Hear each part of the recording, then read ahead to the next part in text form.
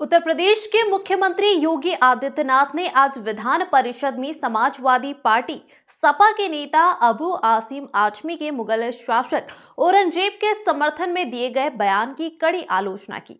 योगी आदित्यनाथ ने सपा से मांग की कि वह ऐसे नेता को पार्टी से बाहर निकाले, अन्यथा उसे उत्तर प्रदेश भेजे, जहां उसका उचित उपचार किया जाएगा।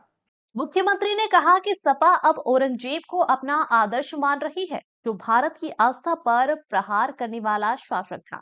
उन्होंने कहा कि औरंगजेब ने अपने पिता शाहजहां को आगरा के किले में कैद कर पानी की एक एक बूंद के लिए तरसाया था। योगी आदित्यनाथ ने सपा से सवाल किया कि वह ऐसे नेता को पार्टी से बाहर क्यों नहीं करती और उसके बयान का खंडन क्यों नहीं करती। यह विवाद तब शुरू हुआ जब महाराष्ट्र के सपा विधायक अबू आसिम आजमी ने एक बयान में कहा था कि वह औरंगजेब को क्रूर शासक नहीं मानते और उस दौर के सत्ता संघर्ष राजनीतिक थे, धार्मिक नहीं। उन्होंने यह भी कहा था कि औरंगजेब की सेना में कई हिंदू थे, जैसे छत्रपति शिवाजी की सेना में कई मुस्लिम थे। मुख्यमंत्री योगी आदित्यनाथ ने सपा पर आरोप लगाया कि वह डॉक्टर लोहिया के सिद्धांतों से दूर चली गई है और अब उसने अपना आदर्श औरंगजेब को मान लिया है। उन्होंने कहा कि सपा को ऐसे नेता को पार्टी से निकाल देना चाहिए, अन्यथा उसे उत्तर प्रदेश भेजना चाहिए, जहां ऐसे लोगों का उचित उपचार किया जाता है। इस प्रकरण ने सपा के भीतर और राजनीतिक गलियारों में तीखी प्रतिक्रियाएं उत्पन्न की है, जहां पार्टी की विचारधारा और नेतृत्व पर सवाल उठाए जा रहे हैं।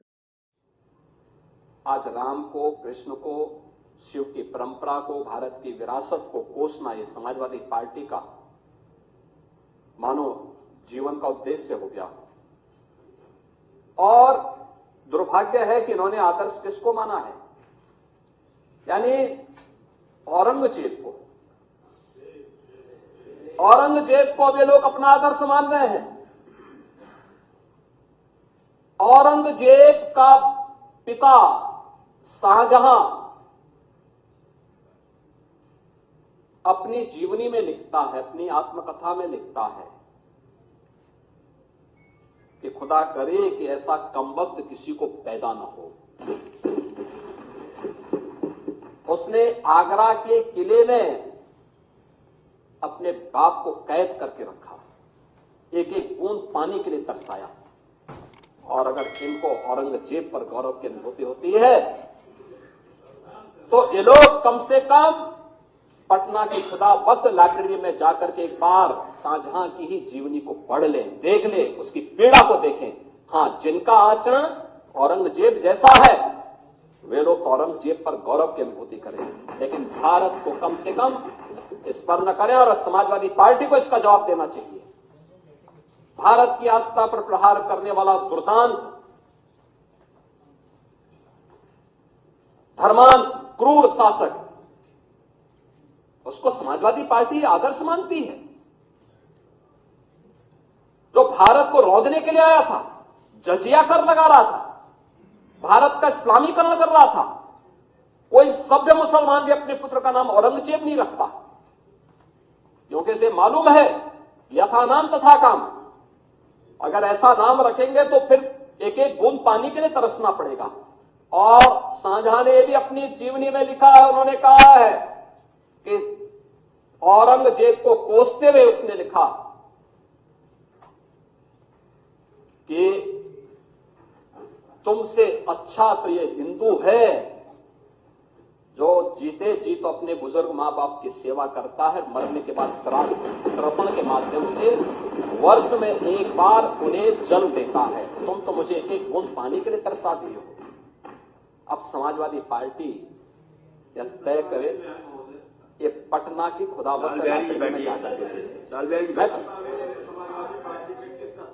ये समाजवादी पार्टी का नेता, आपका विधायक घोषणा करो ना, उस कमबख्त को निकालो पार्टी से और उसको एक बार यूपी भेज दीजिए, बाकी उपचार हम अपने आप करवा लेंगे। जो व्यक्ति छत्रपति शिवाजी महाराज की परंपरा पर गौरव की अनुभूति करने की बजाय लज्जा महसूस कर रहा हो और औरंगजेब को अपना नायक मान रहा हो, क्या उसको भारत के अंदर रहने का अधिकार होना चाहिए क्या?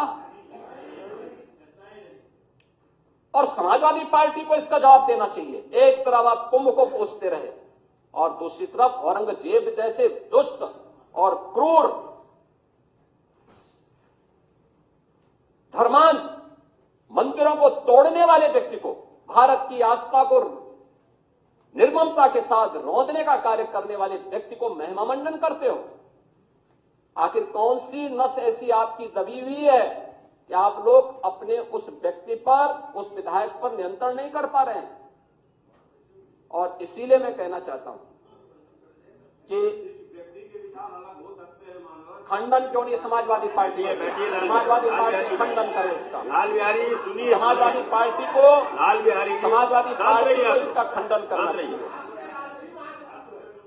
समाजवादी पार्टी को इसका खंडन करना चाहिए और समाजवादी पार्टी को इसको बाहर निकाल देना चाहिए, निकाल देना चाहिए बाहर, या यहां बुलवाइए सम्मेलन में। उत्तर प्रदेश को ऐसे लोगों का उपचार करने में बहुत देरी नहीं